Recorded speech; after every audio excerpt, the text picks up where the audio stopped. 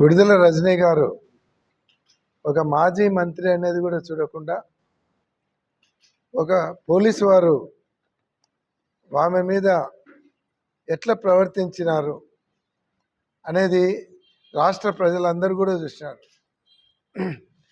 ఈరోజు మహిళల గురించి పవన్ కళ్యాణ్ గారు నా తోబుట్టువులు మహిళలను నేను కాపాడుకుంటాను, మహిళల ఆత్మగౌరవాన్ని కాపాడుతాను, నేను మీకు ఒక అన్నగా ఉన్నాను అని చెప్పే పవన్ కళ్యాణ్ గారు ఎక్కడ పోయినారు? రెడ్ బుక్ రాజ్యాంగాన్ని అడ్డం పెట్టుకొని లోకేష్ గారు రాష్ట్రంలో అరాచకాలు పోలీసులను రెడ్ బుక్ రాజ్యాంగం అని చెప్పి బాబాసాహెబ్ అంబేద్కర్ రాజ్యాంగాన్ని పక్కన పెట్టి పోలీసులను ఉపయోగించి రెడ్ బుక్ రాజ్యాంగాన్ని నడిపిస్తుంటే అపారమైనటువంటి అనుభవం ఉండి 4వసారి ముఖ్యమంత్రి అయ్యి 4 సార్లు ప్రతిపక్షంలో ఉన్నటువంటి 40 సంవత్సరాల సుదీర్ఘ అనుభవం ఉన్నటువంటి చంద్రబాబు నాయుడు గారు ఎక్కడ పోయినారు? ఈ రాష్ట్రాన్ని అరాచక పాలన చేస్తూ ఉన్నారు. ఆయన పిఏ ఆమె కారులో ఉన్నాడని ఆమెను అంత దురుసుగా ప్రవర్తించి అసలు ఎందుకు అరెస్ట్ చేస్తున్నారంటే సమాధానం చెప్పకుండా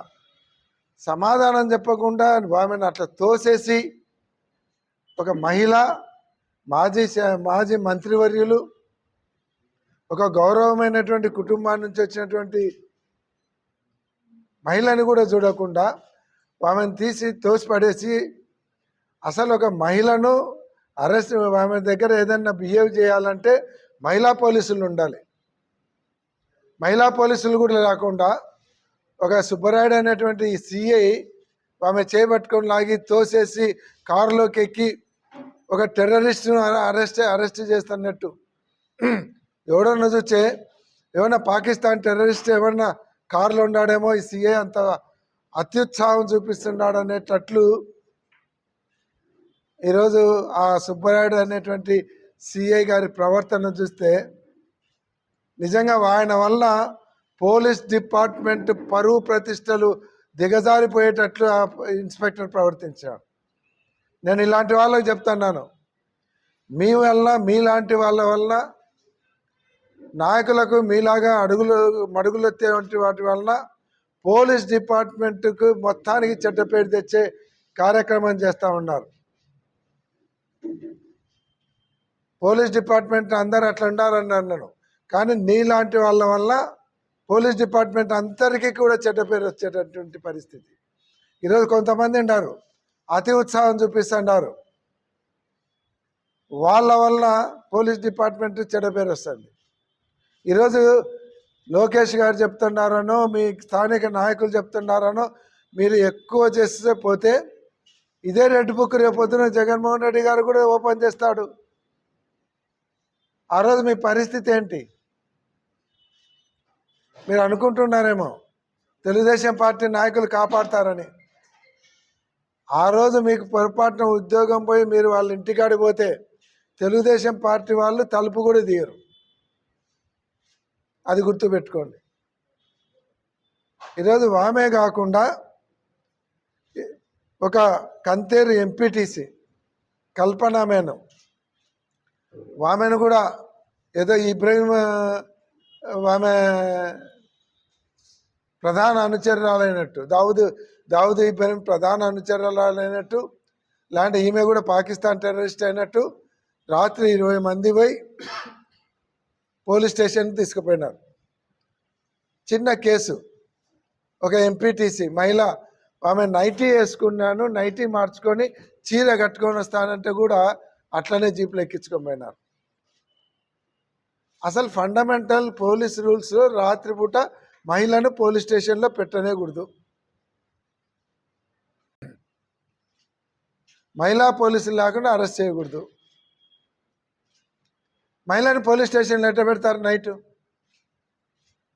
పోనీ ఆమె ఏమన్నా ఇంటర్నేషనల్ క్రిమినలో లేదంటే పాకిస్తాన్ టెర్రరిస్టో అయితే సరే, ఒక గృహిణి ఎంపీటీసీ సభ్యురాలు ఆమెను అర్ధరాత్రి తీసుకుపోతారు పోలీస్ స్టేషన్కు 20 మంది పోలీసులు వచ్చి, నైటీ కూడా మార్చుకోనియకుండా.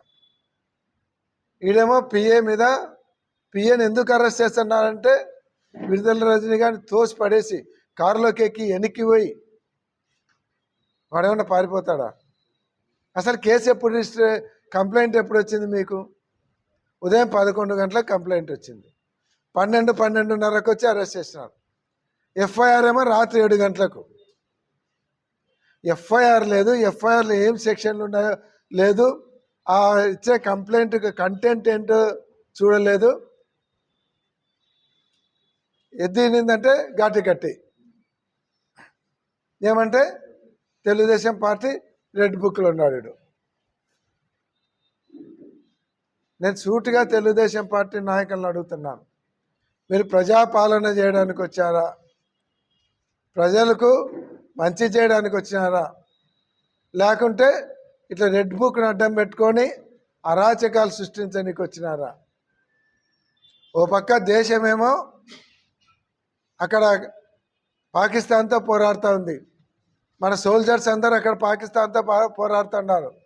మన పక్కనే అనంతపూర్ జిల్లాలో ఉన్నటువంటి మన రాష్ట్రంలో ఉన్నటువంటి మురళి అనేటువంటి ఒక వీర సైనికుడు వీరమరణం పొందినాడు.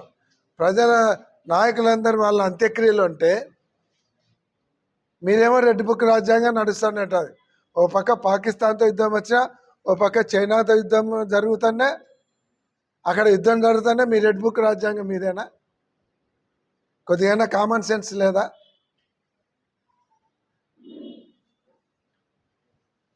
ఈరోజు మొన్నటికి మొన్న 84 సంవత్సరాలు కేశవరెడ్డి గారు, ఎమ్మెల్యేలు, మాజీ శాసనసభ్యులు, ఆయన 3 సార్లు ఎమ్మెల్యే, అంతకుముందు సమితి ప్రెసిడెంట్గా అన్నాడు. 84 సంవత్సరాలు వృద్ధుని పట్టుకొని ఒక ఇన్స్పెక్టరు ఇష్టం వచ్చినట్టు మాట్లాడతాడు. ఆయన చేసిన తప్పేంది? పోలింగ్ స్టేషన్ కాడ దూరంగా కుర్చేసుకొని కూర్చున్నాడు.